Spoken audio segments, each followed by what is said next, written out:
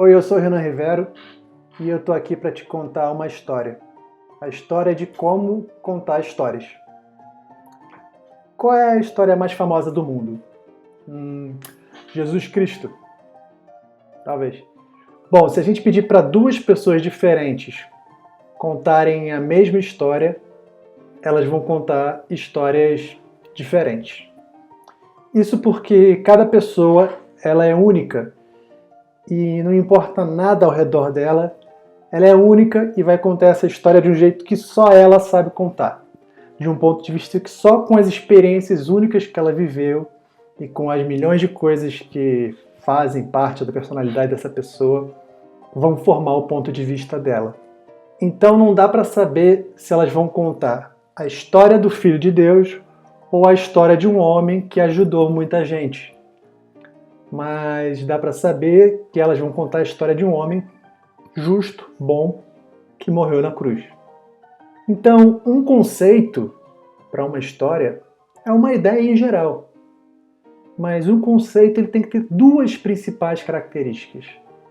Ele tem que ser interessante e fácil de explicar. Então, nesse caso, seria alguma coisa mais ou menos assim. O cara mais justo foi morto injustamente. Um conceito é uma ideia basicamente crua, e ela pode ser aplicada a todas as formas de contar histórias.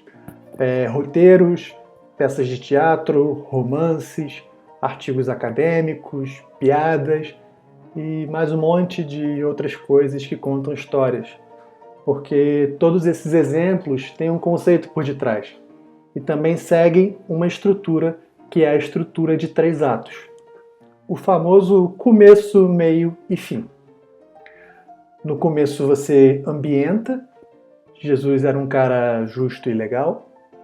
No meio você desenvolve a crise, tinha uma galera, incluindo o imperador, que ficou com inveja dele. E no final você surpreende o público. Injustamente ele foi torturado e morto, mas ressuscitou. E juntando as 3 frases do desenvolvimento desse conceito, a gente acaba tendo uma coisa que é chamada de logline. Eu vou juntar as 3 frases e dizer: Jesus era um cara legal, um cara justo. Uma galera, incluindo o imperador, ficou com inveja dele. Injustamente ele foi torturado e morto, mas ressuscitou. Essa é a nossa logline.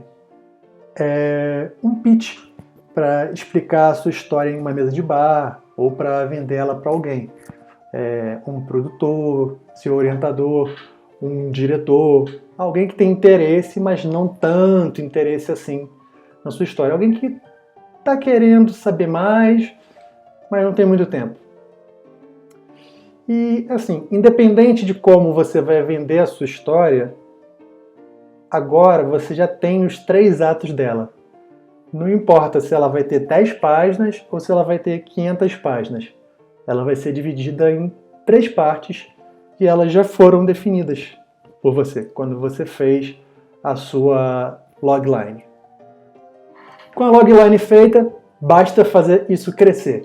Ou seja, a sua primeira frase se transforma em um parágrafo, esse parágrafo se transforma em uma página se transforma em um primeiro ato. Você vai repetir isso para a segunda fase e para a terceira fase. Assim nasce a estrutura de qualquer história. Então pronto, você para, analisa e vê como é que a estrutura dessa história está. Será que Jesus é mesmo Filho de Deus? Ou será que ele é um cara mais sábio do que todo mundo? Está na hora de começar a pensar nos ajustes das suas histórias, no detalhe, na falha, mas não se preocupa assim. Nenhum escritor jamais escreveu algo que foi publicado sem ter reescrito o seu texto antes. Nem mesmo a história de Jesus foi escrita sem ser reescrita antes. Então, lembre-se da máxima: escrever é reescrever. Então, mãos à obra. Todos nós queremos conhecer a obra que você vai produzir, seja ela um artigo científico, um discurso político, um roteiro de quadrinhos, uma peça de teatro. O que você vai fazer, só você pode fazer. Então, não nos poupe disso. Nos conte a história que você quer contar. Você é um especialista em contar histórias com a sua própria voz. Então vai lá. Coloca sua obra no mundo. Um abraço.